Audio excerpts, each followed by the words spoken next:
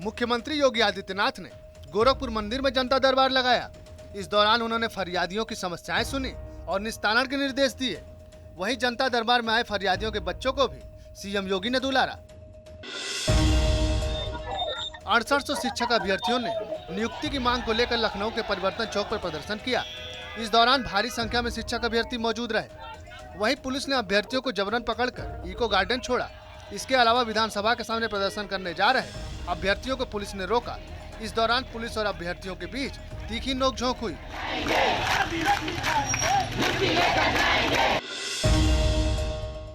उत्तर प्रदेश सरकार ने मेरठ के 186 स्वास्थ्य कर्मचारियों की सेवाओं को समाप्त कर दिया है। सरकार ने बजट का अभाव बताकर स्वास्थ्य कर्मियों की सेवाएं लेने से मना कर दिया। इसके विरोध में स्वास्थ्य कर्मी सड़क पर उतरे। इस दौरान स्वास्थ्य कर्मियों का दर्द छलका। आपको बता दें, इन स्वास्थ्य कर्मियों ने कोरोना काल में सेवा दी थी, जिनमें से डॉक्टर, बीडीएस, लैब टेक्नीशियन, सफाई कर्मचारी आदि शामिल हैं। आरएलडी अध्यक्ष जयंत चौधरी ने राज्यसभा चुनाव के लिए नामांकन किया। इस दौरान एसपी अध्यक्ष अखिलेश यादव भी उनके साथ मौजूद रहे।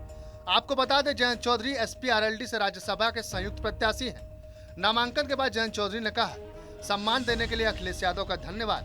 संसद में किसान, नौजवान, गरीबों के मुद्दे उठाएंगे और किसानों को उनका हक दिलाएंगे।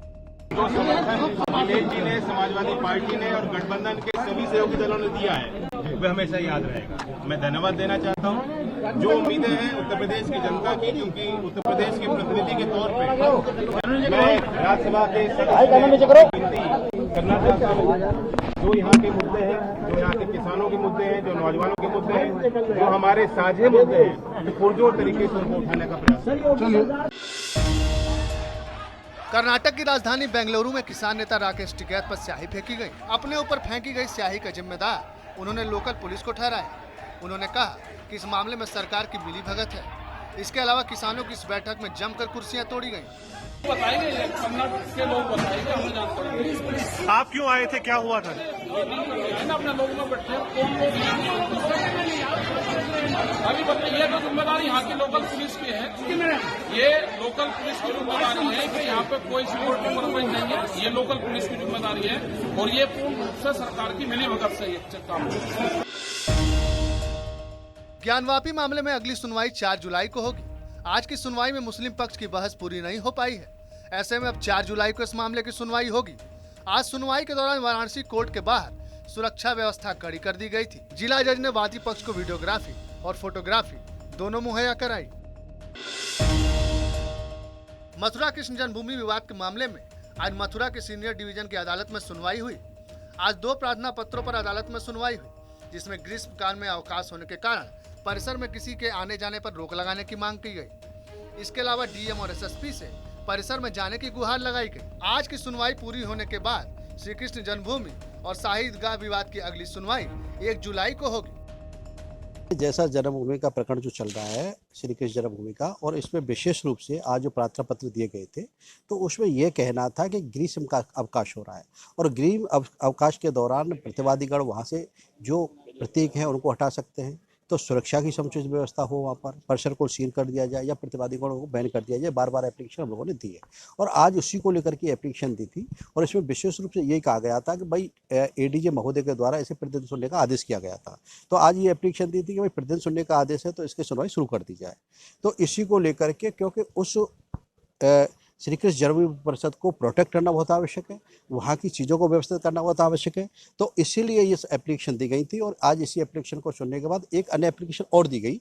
उसमें ये कहना था कि हमारे जो साथी हैं उनका कहना था कि भाई वहाँ पर चीज़ों को हटा दिया जाएगा। तो वो डीएम और एसएसपी के साथ वहाँ पर विजिट करना चाहते थे। इस तरह की एप्लीकेशन उन्होंने वहाँ दी थी। तो सबको माननीय न्यायालय द्वारा सुना गया और सुनने के बाद माननीय न्यायालय ने लगभग 15-20 मिनट तक इसमें बहस हुई इस विषय को लेकर के। हम सभी ने अपने पक्ष रखे माननीय न्यायालय के समक्ष और न्यायालय ने सुना सबको और न्यायालय के द्वारा अब इसमें 1 जुलाई अग्रिम तारीख निर्धारित कर दी गई है।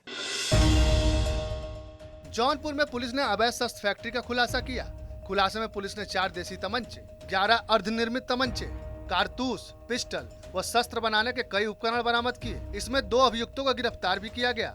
आपको बता दें, जवंशीपुर गांव में मनरेगा पार्क के पीछे निर्माणाधीन भवन में फैक्ट्री चलाई जा रही थी। एसएसपी जौनपुर के कुशल नेतृत्व में ऑपरेशन पाताल के तहत जनपद जौनपुर में थाना प्रभारी रामपुर और थाना प्रभारी नेवढ़िया और उनकी संयुक्त टीम के द्वारा आज एक महत्वपूर्ण सराहनीय कार्य करते हुए एक अवैध अस्त्र बनाने की फैक्ट्री का इन लोगों के द्वारा उसकी रिकवरी की गई है और 2 शातिर अपराधियों की गिरफ्तारी की गई है।